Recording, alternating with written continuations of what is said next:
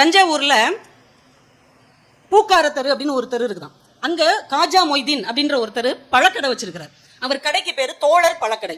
அவர் communist சிந்தனையில் சித்தாந்தத்தில் ரொம்ப ஆர்வமும் அக்கறையும் உடையவர்ங்கிறதுனால அவர் கடைக்கு தோழர் பழக்கடை அப்படின்னே பேர்.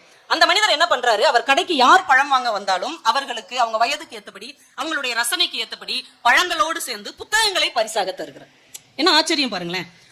ஒரு வாசிப்பாளர், ஒரு புத்தகத்தை நேசிக்கிறவர், ஒரு கடை முதலாளியாக இருந்தால் எப்படிப்பட்ட மாற்றத்தை ஏற்படுத்த முடிகிறது? படிச்சுட்டு அவங்களாம் வந்து சொல்லுவாங்களாம், ரொம்ப நல்லா இருந்தது, எனக்கே மனசுக்கு சந்தோஷமா இருந்தது அவர்கிட்ட வந்து சொல்லிட்டு போவாங்களாம். 11 வருடங்களாக அவர் பழங்களோடு சேர்ந்து புத்தகத்தை இலவசமாக கொடுத்து கொண்டிருக்கிறார். நான் நினைத்து பார்க்கிறேன், அவர் விற்ற பழங்கள் சாப்பிடலன்னா அழுகி போயிடும், இல்ல சாப்பிட்டாங்கன்னா அதோட பயன்பாடு முடிஞ்சிடும். ஆனால் அந்த பழத்தோடு அவர் கொடுத்த ஒவ்வொரு புத்தகமும் ஒரு விருட்சம் போல வேர் விட்டு கிளை விரித்து இந்த சமுதாயத்திற்கு பயன்பட்டு கொண்டிருக்கிறது என்றால், ஒரு வாசிப்பாளன் முதலாளியானால், ஒரு வாசிப்பாளன் ஒரு தொழில் தொடங்கினால் அங்க எவ்வளவு பெரிய மறுமலர்ச்சியை ஏற்படுத்த முடியும் என்று